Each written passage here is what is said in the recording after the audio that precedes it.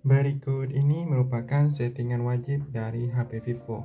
Jadi untuk kalian yang baru membeli HP Vivo, dan itu biasanya kan kalau baru beli beberapa pengaturan masih standar. Jadi ini beberapa hal yang bisa kalian atur untuk menggunakan Vivo.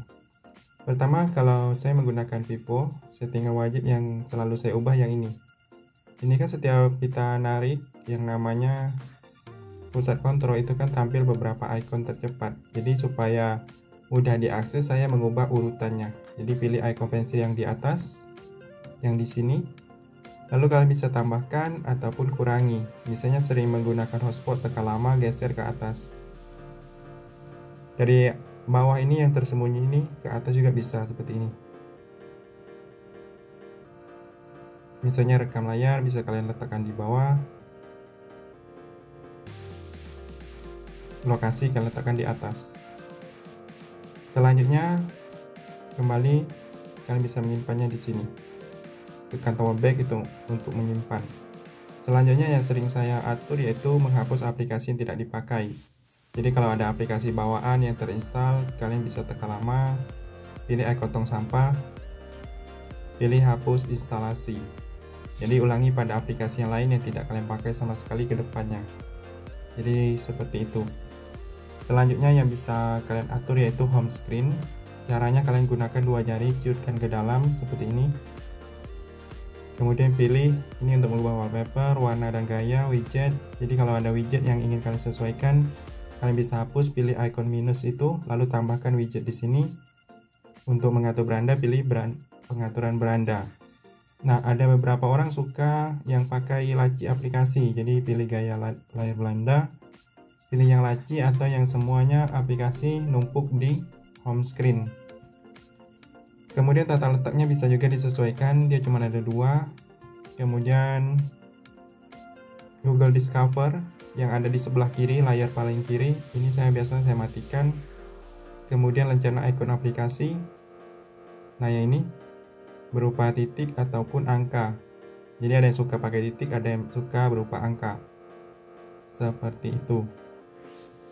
Selanjutnya setelah dari home screen, kalian bisa mengaturnya di bagian pengaturan bawaan ini. Kemudian kalian lihat di bagian ini ada berbagai menu. Pertama, tentunya kita ngatur yang ini, tampilan dan kecerahan.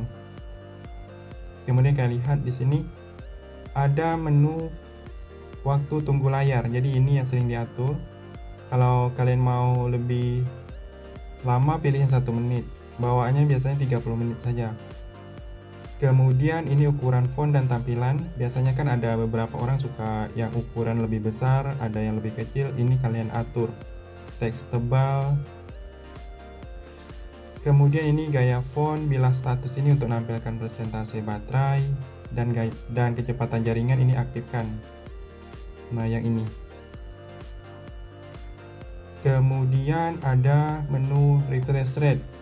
Kalau saya sering pakai yang 60 biar hemat baterai. Kalau yang sampai 190, 120, 90 itu boros baterai, tapi pas kita scroll dia tidak patah-patah atau lebih smooth atau lebih halus. Selanjutnya ini ada menu layar kunci dan wallpaper. Nah, di bagian ini kalian bisa mengatur layar kunci kalian. Ini biasanya kalau saya tidak suka pakai poster, jadi saya matikan biasanya. Nah, ya ini. Wallpaper yang sering berganti-ganti, tapi kurang tahu apakah kalian suka.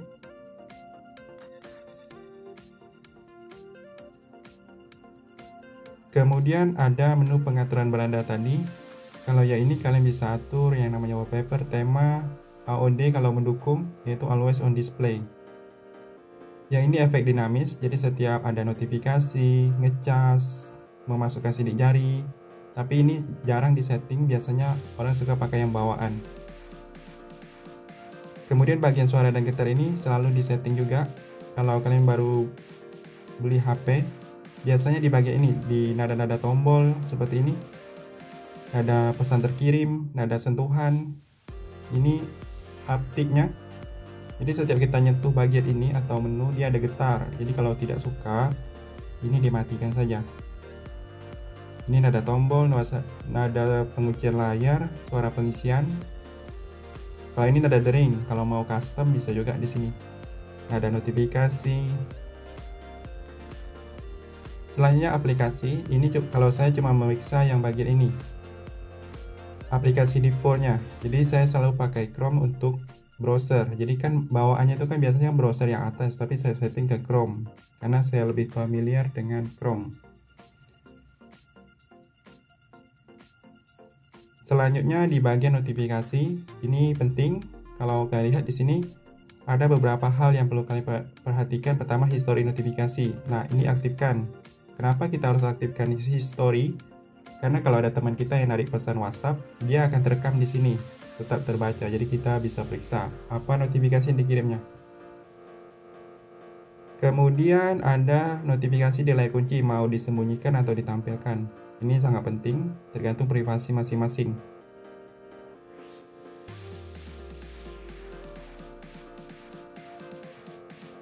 Kemudian kalau kalian mau dapat software yang stabil, biasanya kita periksa pembaruan ini. Kalau ada update, silakan diupdate saja. Di bagian baterai ini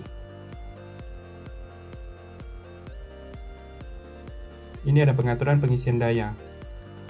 Nah, ini aktifkan. Nanti dia ngecas itu tidak terlalu cepat dalam keadaan malam hari. Dia akan menyesuaikan. Jadi ini aktifkan supaya baterai kita tidak cepat habis atau umurnya lebih lama kalau kita setting di baterai.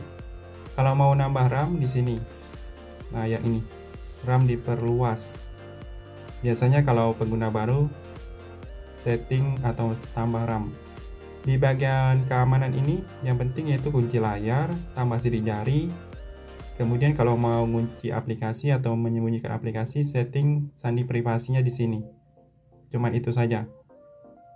Kalau di bagian ini mode game itu untuk yang suka main game. Jadi settingannya itu cuma mengaktifkan bilas samping cerdas.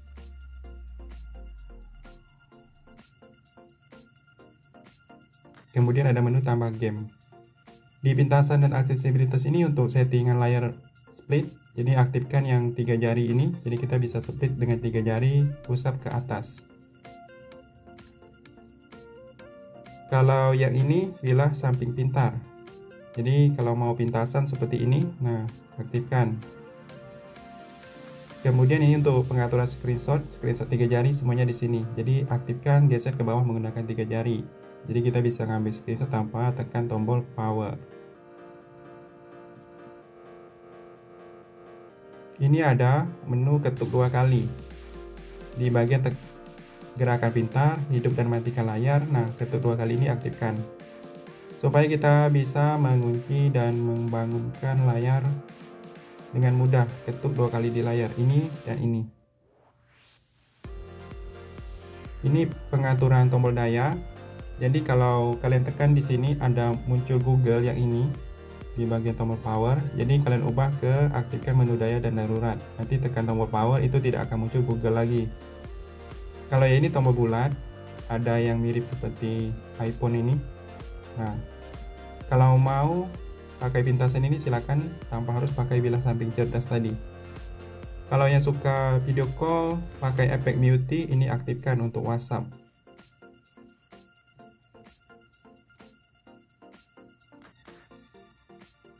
Kalau bagian ini yang paling sering saya setting cuma bagian ini, sistem.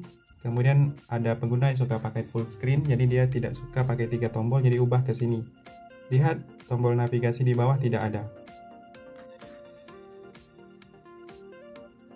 Nah, ini baru muncul lagi. Tergantung kalian mau pakai tombol atau mengubah urutan tombol, bisa juga ganti gayanya yang ini. Kemudian ini untuk yang suka mengubah tema keyboard, bisa juga pilih bahasa dan masukan, kemudian pilih keyboard virtual.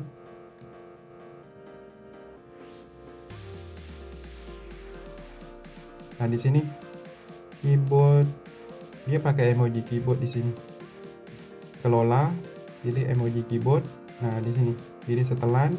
Kita bisa mengatur bahasa, kemudian gaya emoji, masukkan, tampilkan baris angka. Biasanya kalau lagi mengetik, itu wajar kita pertama kali beli HP harus setting keyboard. Tanggal dan waktu jangan lupa di setting kalau mau lebih akurat.